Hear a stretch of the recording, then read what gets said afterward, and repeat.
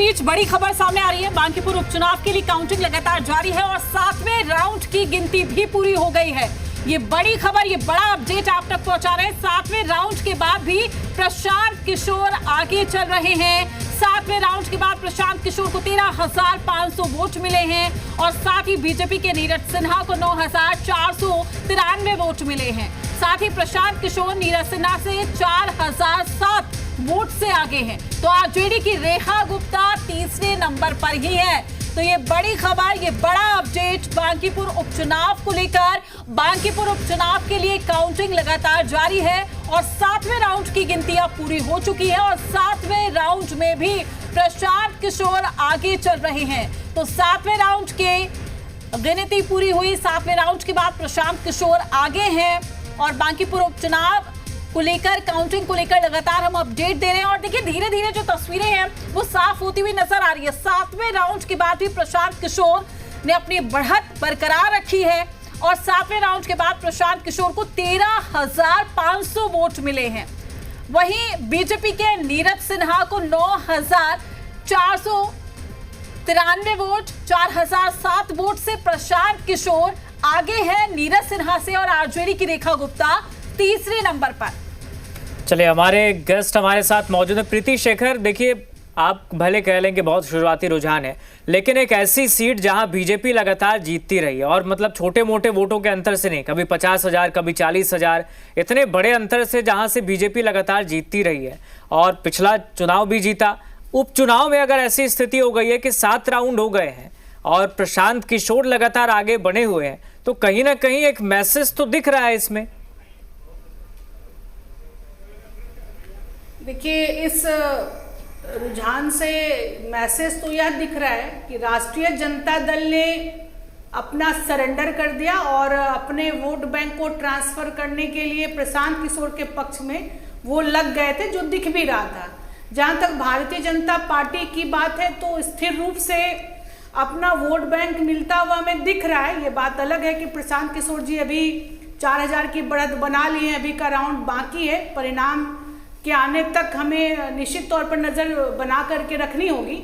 लेकिन इसमें सोचने वाली ये बात है कि राजद जो मुख्य विपक्षी दल अपने आप को समझती थी, अब उसकी हैसियत में भी नहीं बचे हैं।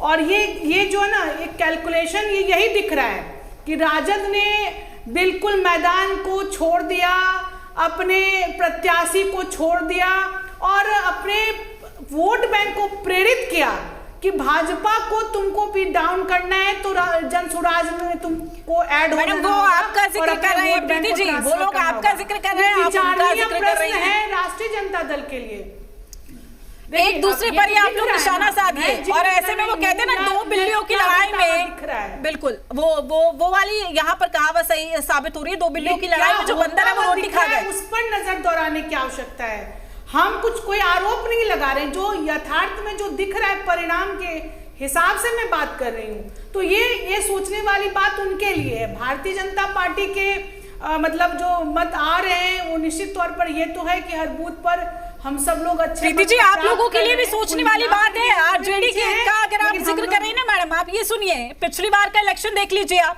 उस वक्त भी आरजेडी ही पीछे थी ना, हारी थी ना आरजेडी। उसके बाद भी चुनावी मैदान में रेखा गुप्ता उतरी हैं, लेकिन आप लोग तो जीते थे लगातार। बांकीपुर को तो आपका गढ़ कहा जाता था, वहां पे हराना आप लोगों को मुश्किल था। लेकिन अब देखिए ना, प्रशांत किशोर जो कि विकल्प के तौर पर सामने आते हैं और बाजी को लेते हुए नजर आ रहे हैं। तो ऐसे में सोचने की जरूरत, चिंतन की जरूरत तो आप लोगों को भी है। बिल्कुल, जब परिणाम जब आ जाएंगे, अंतिम परिणाम, उस हिसाब से फिर हम चिंतन करेंगे और हम या हर्ष मनाएंगे, ये तो अंत का विषय है। लेकिन अभी तक जो परिणाम आया, जो एक तरफा जो दिख रहा है, मतलब ग्राउंड पर 0, वो स्थिति जो बनी है राजद की, उस पर मैंने आपका प्रकाश डाला कि ये स्थिति अभी बिहार की है। जो अपने आप को मुख्य कर रहे थे, वो दरअसल से नेपथ्य से कुछ और कर रहे थे और सीन से बिल्कुल आउट होते हुए नजर आए।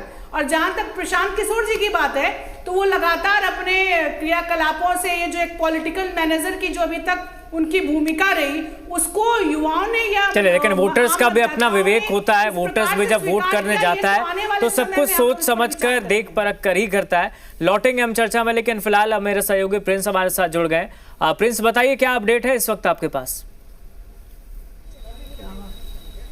जी बिल्कुल, सातवें राउंड की गिनती समाप्त हो गई है और जन स्वराज लगभग 4700 वोटों से आगे चल रहा है और जन स्वराज को सातवें राउंड में 1879 वोट मिले हैं। भारतीय जनता पार्टी को 1537 वोट मिले हैं। राष्ट्रीय जनता दल को 445 वोट मिले हैं और आठवें राउंड की जो गिनती है वो शुरू हो गई है और कुल 31 राउंड गिनती होना है और अब सातवें राउंड की गिनती समाप्त हो गई है और आठवें राउंड की गिनती शुरू हो गई है। आपको हम बता दें कि 4700 वोटों से 4007 वोटों से आगे प्रशांत किशोर अभी चल रहे हैं।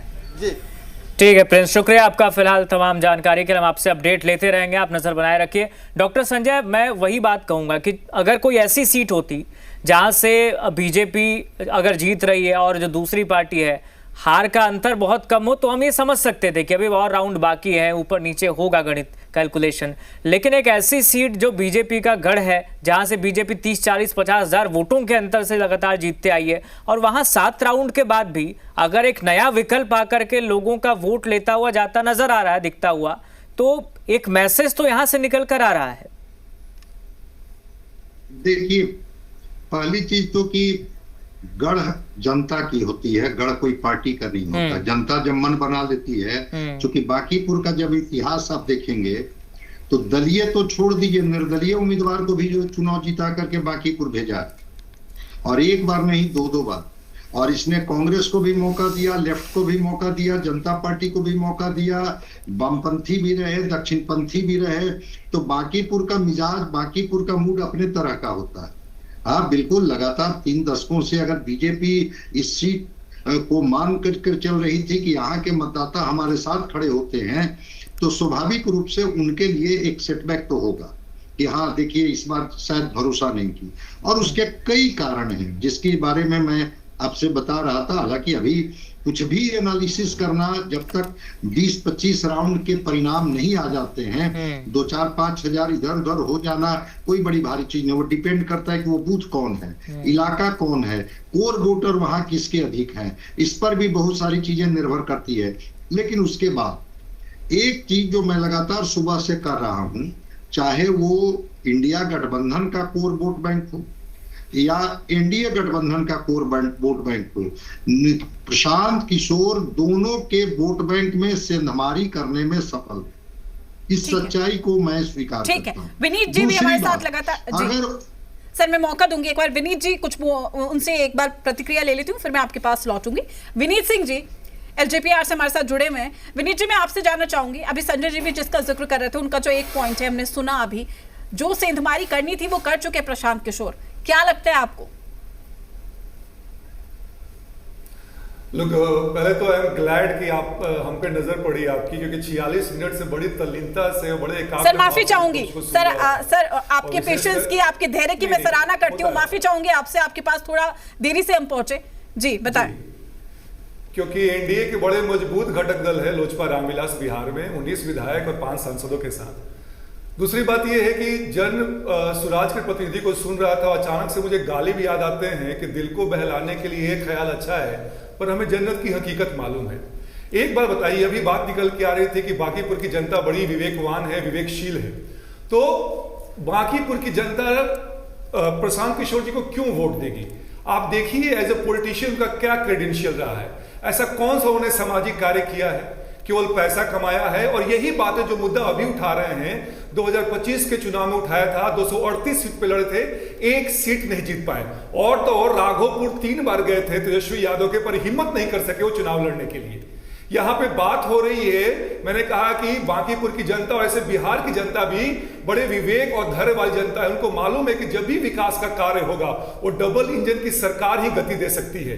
अभी बात निकल के संजय सर कह रहे थे युवाओं के साथ कौन सी सरकार है। याद कीजिए कि प्रशांत किशोर भी युवाओं के प्रोटेस्ट में गए थे, क्या कहा था, कंबल बांटा था, कहा था कि ये मुझे लेने दो, क्रेडिट जो है वहां लेने की होड़ कर रही थी। अरे हम तो उस सरकार में है ना, एनडीए की सरकार में, जो कि एंटी करप्शन, जो चीटिंग एंटी चीटिंग बिल है वो बनाती है, फास्ट फूड बनाती है। अभी हमने बिल पास कराया, तो क्या बांकीपुर की जनता और युवाओं को नहीं दिखता है क्या?